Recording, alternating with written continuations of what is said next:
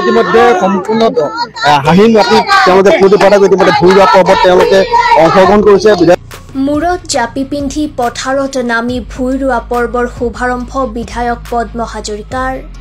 কন্যকাৰ 500 বিঘাৰ অধিক ভূমিত কুনকুনি জহা, কলা জহা, ভোগ জহা, মেম জহা, শলপোনাকে ধৰি বিভিন্ন প্ৰজাতিৰ জহা ধানৰ শাওনৰ মেটমৰা পথাৰত এতিয়া যেন ব্যস্ততাৰ অন্ত নাই কৃষকসকলৰ। ব্যতিক্ৰম নহয় জামুগুৰি হাটৰ জিয়া ভৰলী কন্যকা বহুমুখী কৃষি পাম।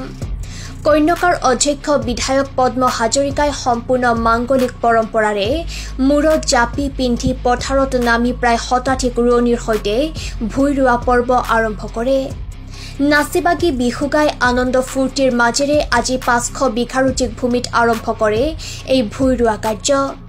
কন্যকাৰ এই বৃহৎ ভূমিৰাশিত কুনকুনি জহা, কলা জহা, ভোগ জহা, মেম জহা, শলপোনাকে ধৰি ভিন্ন প্ৰজাতিৰ জহা ধান ৰোপণেৰে গ্ৰামাঞ্চলৰ পৰা হেৰাই যোৱা ধানৰ বীজক সংৰক্ষণ কৰাৰ প্ৰয়াস এইদৰে হাতত লয় বিধায়ক পদ্ম হাজৰিকাই।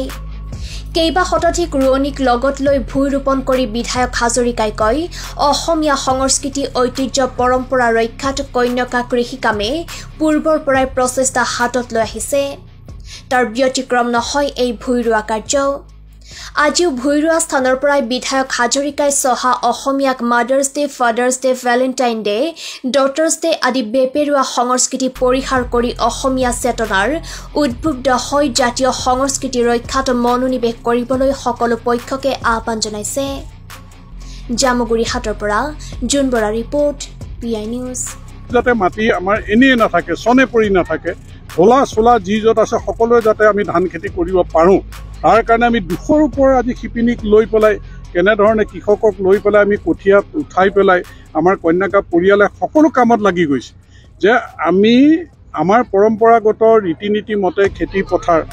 এতিয়া আমাৰ ট্ৰেক্টৰেতো হাল বাওঁ, আগৰ গৰু হাল আছিলে, এতিয়া আলি দিয়া মেচিনো আহিছে, খালি ৰোৱনী। গতিকে ৰোৱনীত আমাৰ মানুহে ধান ৰুবলৈ ক'ৰবাত ক'ৰবাত পাহৰি গৈছে। মই নতুন প্ৰজন্মক এইটোৱে আহ্বান জনাইছোঁ যে আমাৰ ঐতিহ্য পৰম্পৰা এইবিলাক আমি ৰক্ষা কৰিব লাগিব। আমাৰ ধান ৰুবলৈ, কাম কৰিবলৈ লাজ পোৱা পৰিৱেশ থাকিব নালাগিব।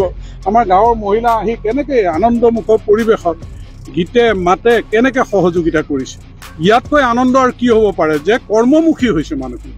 কৰ্মমুখী কৰাৰ উদ্দেশ্য আমাৰ পথাৰ আৰু বজাৰ দখল কৰাই ভৰলীপৰীয়া কন্যাকা বহুমুখী পামৰ উদ্দেশ্য যে কৰ্ম সংস্কৃতিৰ যাত্ৰাটো শক্তিশালী কৰি উৎপাদনমুখী আমি পদক্ষেপটো সফল কৰি পেলাই আমি যাতে বজাৰ দখল কৰিব পাৰোঁ, গ্ৰাম্য অৰ্থনীতি টনকিয়াল কৰিব পাৰোঁ, তাৰ কাৰণে আমাৰ অঞ্চলত আমি বোকাই পানীয়ে মাটিৰ লগত মিলি যাবলৈ ওলাইছোঁ। আৰু ভৰলীপৰীয়া কন্যাকা বহুমুখী পামে এই গ্ৰাম্য অৰ্থনীতি টনকিয়াল কৰিবৰ কাৰণে মাছ, মাংস, গাখীৰ উৎপাদনৰ উপৰিও কৃষি কৰ্মৰ জৰিয়তে আমি যিখিনি কৰিব পাৰোঁ তাৰ কাৰণে আমি আগবাঢ়িছোঁ। কন্যাকাত উৎপাদিত হোৱা কোনখিনি জহা সমাদৰৰ লাভ কৰিছে সেয়া ধান প্ৰজাতি ধান আপোনালোকে চাওক, আমাৰ ক'লা জহা, কুনকুনি জহা, আমাৰ কোমল চাউল, বৰা চাউল আমাৰতো বজাৰলৈ মেলি দিয়া হৈছে। এতিয়া গুৱাহাটীত আপোনালোকে, তেজপুৰত, নগাঁৱত, আমি বিশ্বনাথ চাৰিআলিত সকলোতে আমাৰ পেকেজিং, যে কন্যাকাৰ চাউলৰ পেকেট, কন্যাকাৰ তেলৰ, আমি খাটি সৰিয়হৰ তেলৰ কেনেকৈ কৰিছোঁ, কন্যাকা আমি বিভিন্ন প্ৰডাক্ট এতিয়া বজাৰলৈ আমি মেলি দিছোঁ।